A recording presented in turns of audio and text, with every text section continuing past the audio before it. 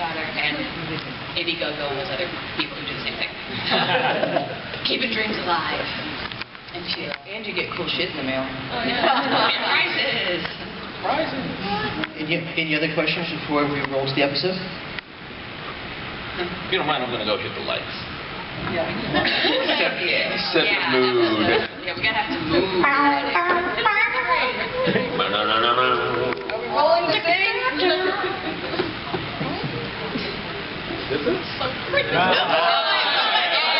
It was probably the most hateful thing. Yeah. Day 10. That was literally the last thing we filmed, guys. And it was so And it was because that was all one take. So if something went wrong, yeah, on an iPhone. So it's like, especially for Megan and I, because we're waiting outside, so it's like you can't really hear what's going on like inside. Yeah. Yeah, and we're just like, okay, is this? Should I ring the doorbell now? And I think I jumped the gun like a couple times. Sometimes I missed it. But you know, what are you gonna do? And the theme song came out pretty good, huh? Yeah. That was my brother and his wife, everybody. Plug. The theme song was done by. Now we gotta learn the theme song. Oh no, you're big girls because you don't know your own theme song. Well, we just heard it. This is the first time. This is the first time the cast has heard the new theme song, and the theme song was done by David's brother, James Weil. So we have like sibling talent on both sides of the camera on the show. The last take, that last iPhone take, that was the last one we did too. So we were all loopy in that one. I watched it, I'm like, oh, we were done. We were done. 500% that you can't 500% done. But I guess the editors liked it. There's actually 3 cuts in that one. Tell me what? Wait, what?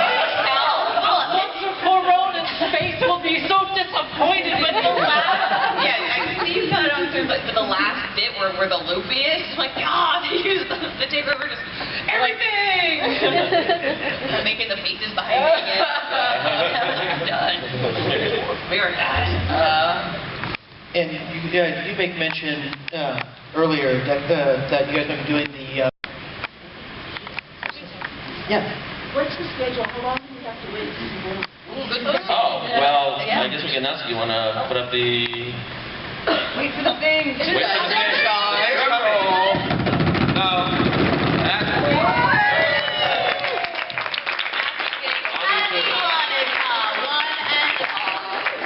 There's a date. Happy Hanukkah, everyone. So you guys go home, eat some turkey, and watch the show again and again and again. Let's give us the same 10-minute loop all day. It's your halftime show for the football game. Obviously. Yeah. And then are we doing it every week after that? Or? Yeah, we're going to do, right now it's 2 episodes every week on the same Wednesday, episode 2 and 3. Then we'll take a break for Christmas because everybody else is working on it. It's going to take time off, and then we'll come back starting after New Year's, and then go straight on through. Well, are we fancy with our Christmas? Straight on till morning. And we're just like a real TV show. Go on hiatus. And where can we watch this wonderful thing? On YouTube. Oh, it's Galactic Sweetheart. What's that? Yeah. YouTube /Galactic Sweetheart. Do we have a link, Michael? Sweetheart for the Galaxy was a little we have a long channel, for Sweetheart. so. We'll post the link from the YouTube. And it'll be on. Are we on Friendster? No, Are we on Friendster? We got MySpace, you guys. My face is coming back. I'll make it on it. We also have Facebook. We have a Twitter, but does anybody want it? So, yeah, if you're following us on any of our social media things, you will find a video, we promise. Nope, somewhere. So says she. Personal pages. Yeah. Any other The information. in the audience? Anybody else? All ready to see some cosplays next year of you guys? Yeah. That would be my God. Yeah, I would consider myself arrived if somebody took the time to remake my The jacket. jacket. Because I made that myself. So I would consider myself Down to set the for buttons. life. Yeah. Down to the buttons. I would get myself set for life if I thought somebody took the time to make that. Challenge accepted. They were asking about the... People arguing. Oh, I would love that, yes, on the forum. There was a 9 button on her lapel. It wasn't a 10 doctor. I heard that she got it from Hot Topic. How lame. Oh, really? Well, I heard she got it off Etsy. I heard you got it off eBay. sellers, you know the ones I'll tell you about. They always offer everything for like $40. But it was cheap. But then it's like $30 shipping. If somebody could start an RPS thread for this show, I think that would be Yeah, we hilarious. definitely need our yeah. Like actual legitimate necrocide armor, like resin, what's the system that they call them? Necronomicon? The next Or the not crotch, but like there's the Pekuru mold. Yeah, Pepakura. That's what they do. I don't know. I don't build armor. Do I look like I'm wearing Iron Man? The armor is But you guys built the armor, yeah. Hey, armor, Steven. stand up. Stand up. Robotic. Yeah. Give him we have a galactic ranger. We do, and we have another Black Stranger brand. the Necronomicon does light up for the record. It does. It latches, it undoes, and then it lights up, but we're not sure if it's going to show up. But it does have lights in it. Oh, so we're gonna try and make it light So up. his crotch is glowing. The entire time. the entire time. I'll be flexless. And we also have the sites, so if you want to come check out the Necrocide site, it is at the booth, it's just on the ground. Come see our booth and that Can't super read it sweet against banner the that's fabric. hanging up. It's pretty sweet. Yeah. Here's at booth 647 downstairs near the main stage. We'll be there with stuff and shirts and prints and faces. We'll definitely be there. So I have a question. The heroines are at that convention. Where's their badges? As any good cosplayer knows, you put your badges on your bag, so that way you don't have to ruin the aesthetic of your costume, and then just flash it to security when you're going to the main entrance hall. I actually just got my badge. Boom. I didn't have a badge. I just got it today, and then they said they didn't have my badge. Yeah, that happened to me. Okay. They said it to me too. Yes, I mean, Like, I didn't even get the multi-pass. you It was just will. a regular. I didn't tell them my name. I have Xerox, man. We can Xerox. Come on, Comikaze. Security. Anybody have any questions? Other questions about the show? Anybody like any special part in the first episode? Number 5. Number 5. I think it's a $5 minute warning. We had that Oh, on that's that. all that's the timer. That's Oh. Thank you. Does the timer have a question? I feel like I'm at a comedy store and like they're blinking the lights out. Yeah, but you're so coked up and you just totally ignore it. Anybody have the hook? You have 5 minutes. Anybody like any special? How much work did you do for this? Like, how much did you develop the fake show that they're talking about? Like, how many? The actual comic. We went to a lot of plotting for that. We did. We plot. We just we're like, hey, this should happen, and this should happen, and this should happen, and then we didn't. We didn't do anything about it. But we know. We have it all in our heads.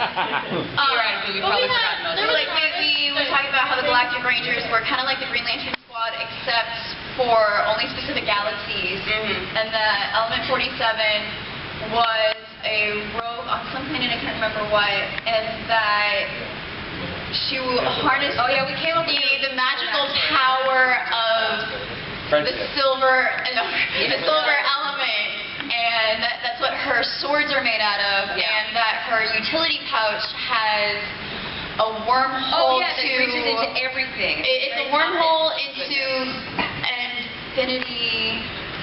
It's an endless wormhole where she can just pull out things like in anime how you have hammer space or an magic mirror will just It was supposed to be like a plot device, anything that she needed. something specific. But you know, and going meta, I actually developed this whole other thing that Sweethearts of the Galaxy was a Silver Age comic book, kind of like Legion of Superheroes that failed in the 70s and then was rebooted by a Neil Gaiman or Alan Moore-like writer in the 90s to be edgier and darker. And then there was like that Rob Liefeld phase, and like guns and swords, and then all the pouches, and then they kind of toned it down a little bit, which is why I'm doing the 90s reboot version of it. Necrocide got his feet back. There was a moment where like Element 47 and Necrocide teamed up, and then we came up with backstories behind the set and stuff like that. But Michael, we're going to write that comic book, right? Yeah, The we actual want to do a motion comic or something. Yeah, we want to do a motion like in universe. Yeah. So maybe we can get the story behind the story. We just have to find somebody to animate it. Someday. The first is going to come someday. And then you're going to get off Kickstarter. Find somebody to do it. Put it out on Craigslist.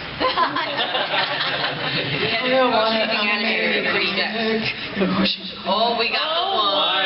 They're And gonna start sold to playing the gentleman in the back with the We got one more question. Oh, yeah. You plan for this to be like a set limited mini-series, or do you plan this to be ongoing? Well, right now it's a 9-episode arc for season 1, but depending on if things go well, we'd love to do another Kickstarter and go bigger, badder, harder for season 2. Musical episode. Musical episode. So yeah, hopefully we can get to have a season 2. We'd love for it to be an ongoing. Maybe we'll get Netflix to pick this up with something cooler. Hulu. They could fund us. Or